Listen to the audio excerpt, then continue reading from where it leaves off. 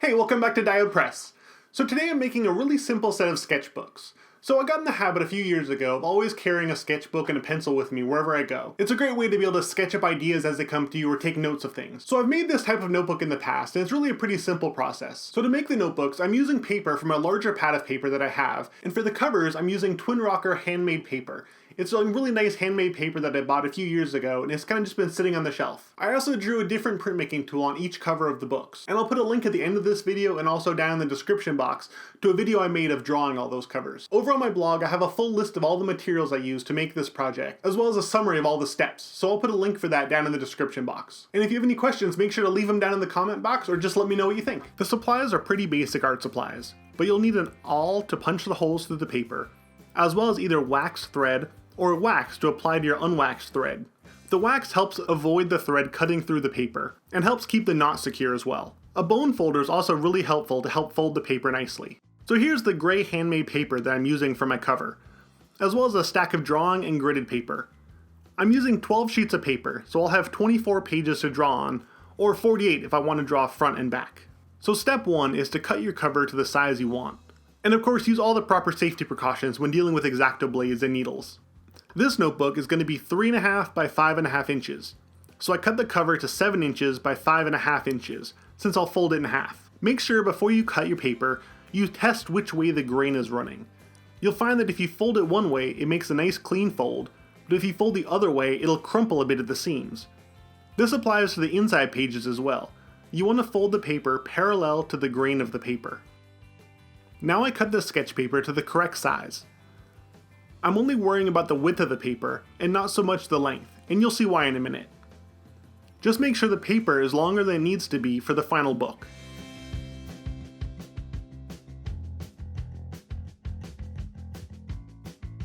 And now I fold each sheet in half, making sure to line it up for a nice clean edge. Then I can stack all of these sheets together. This will make up the inside of the book.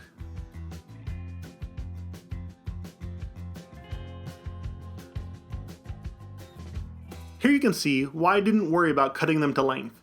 As each sheet stacks up, it gets shorter since it has to accommodate the stack of paper inside, so when we're all done, we'll cut the edge clean. Now I put on the cover on the outside of my stack of papers and prepare my thread.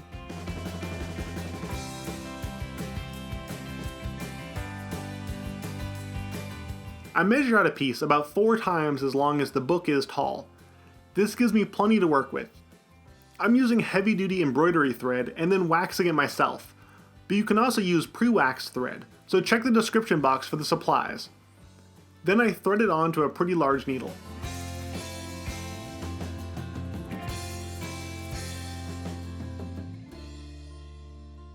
Before we can bind it together, I line up all my pages using binder clips to hold it together. You want the book in a fairly open position when you do this, so it's easier to bind. Now a quick note, at this point, you could also just use a longer stapler and add a few staples in the crease, and then move on to the next step to finish off the book. You don't even have to sew it all if you don't want to. But I'm going to go ahead and sew it up because I really like the look of it.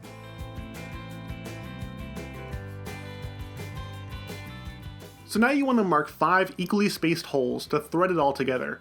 You can use a ruler for this, but I don't often get to bust out the equal space divider, so I'm going to go ahead and use that.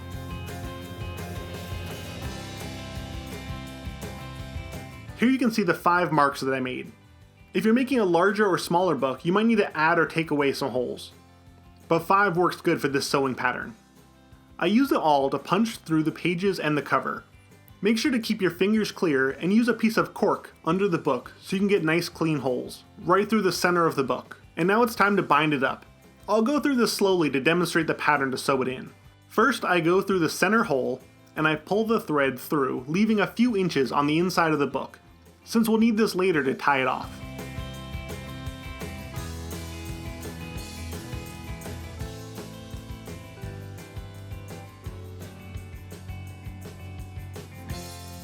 Now from the outside, I go back in from the next hole to the right.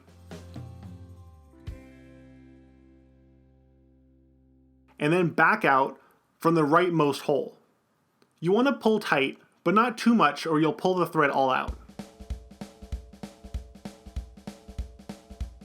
Now from the outside, I go back in from that second hole from the right edge.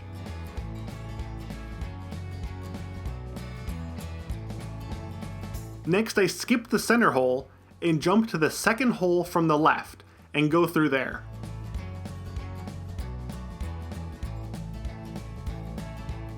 And then back in from the far left hole, and we're almost done.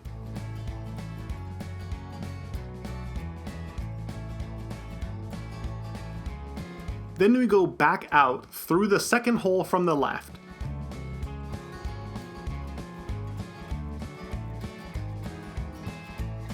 And finally back in through the book through the middle hole. For this last step, we want to make sure the needle comes in on the opposite side of the middle string like I show here. So when you tie it off, it doesn't pop back through the hole, it ties around that center string.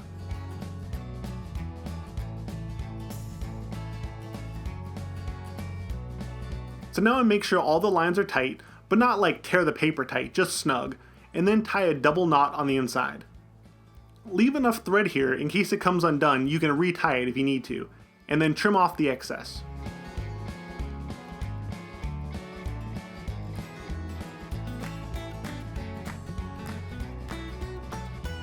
Alright, so we're almost done, and here's the final stitching for the book.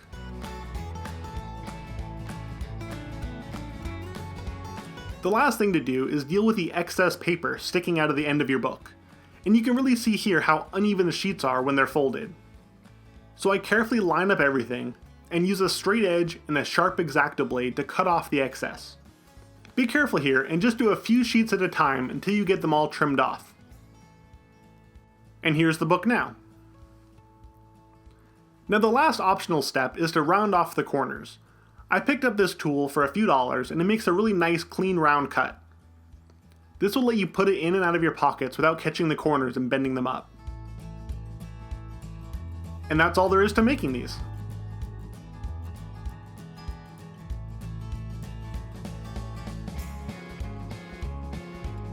And here are the finished set of notebooks ready to be used. I know the sewing part's a little bit hard to follow, but if you just take your time, it's not too bad. Maybe do a practice run on a sheet of paper first, just to get the pattern down. So I hope this video helps you make your own notebooks or journals or whatever you're going to use them for. And if you do make one, make sure to tag me on Instagram or tweet at me. I'd love to see what you guys make. And again, let me know down in the comments if you have any questions and I'll do my best to answer. I'm also selling these sketchbooks over on my site, so I'll put a link in the description box for that as well. So make sure to click that subscribe button to keep up with projects on this channel, and I'll see you next time. Thanks!